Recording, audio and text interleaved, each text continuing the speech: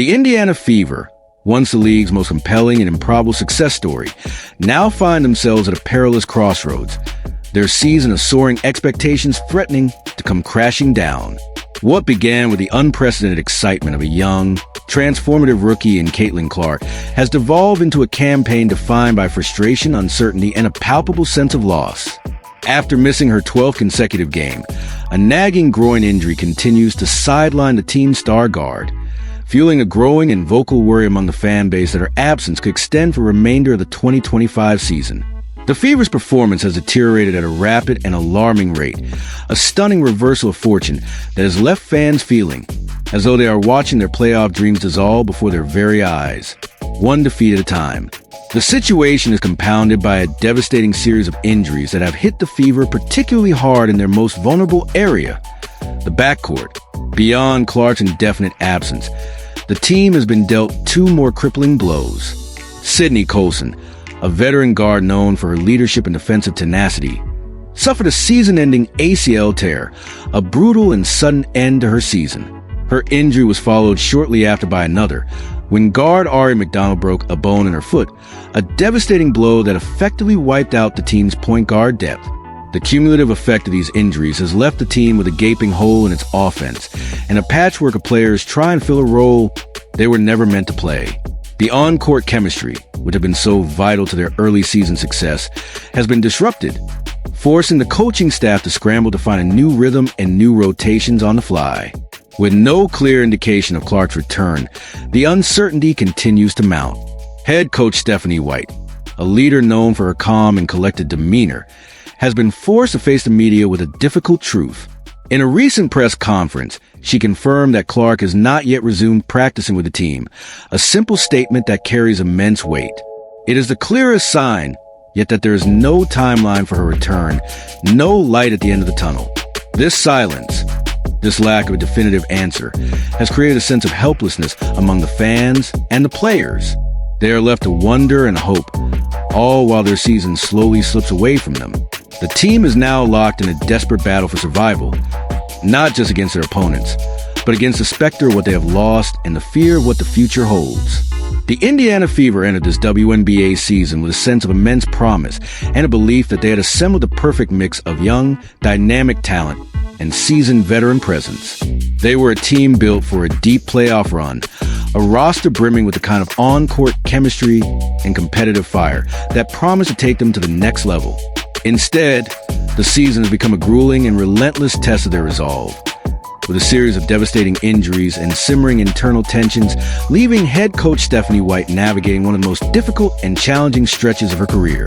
The team is now at a perilous crossroads, battling to hold its place in the standings while dealing with a roster that looks increasingly unsettled and a locker room that appears to be fractured. The emotional and psychological toll on the remaining players is immense. They are not just losing games. They are doing so under the immense pressure of knowing they are trying to replace a generational talent.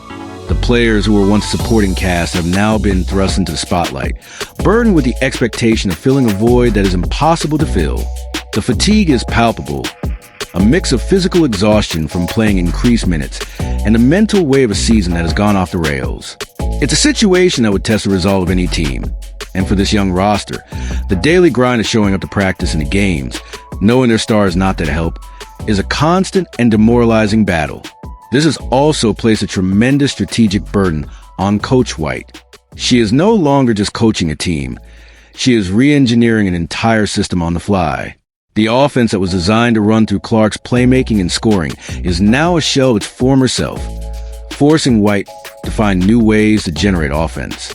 She must also manage the minutes of a shorthanded roster, ensuring that her players do not burn out while also staying competitive in a league where every game matters.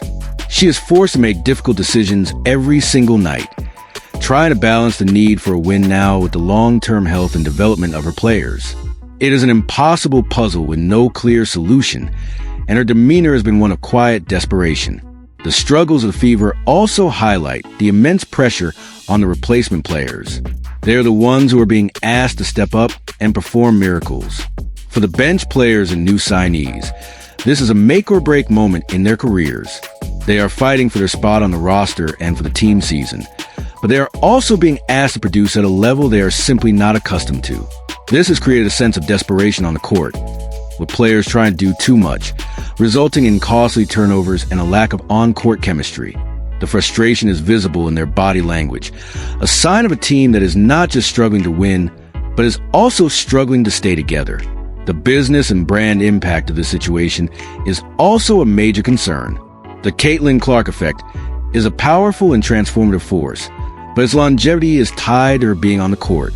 The team's poor performance without her could dampen fan enthusiasm, hurt ticket sales for future games, and make it harder to build on this year's momentum. What was once a surefire sellout now carries the risk of empty seats, as fans who bought tickets to see a specific player are left feeling disappointed. A season that promised to be a financial and reputational boon for the franchise now threatens to become a setback, a reminder of the fragility of success in professional sports, and immense risk of relying on a single player to carry an entire brand. The rest of the WNBA is also watching the situation with great interest. The narrative has shifted from an exciting showdown with a new super team to a battle against a wounded opponent. Teams are now playing a different, less anticipated version of the Fever, and the season storyline has lost some of its initial shine. The league, which has invested so much in promoting Clark as its new face, is now forced to contend with the reality of a star who is a part of the league, but is not on the court. It is a strange and difficult situation for everyone involved, a reminder that while the league has grown, it is still vulnerable to the unexpected twists and turns of fate. As the season wears on, the central question that lingers is a heartbreaking one. Can the team still salvage their season, or has this campaign, which began with so much hope and promise, already slipped away from them? The answer remains elusive, a painful reality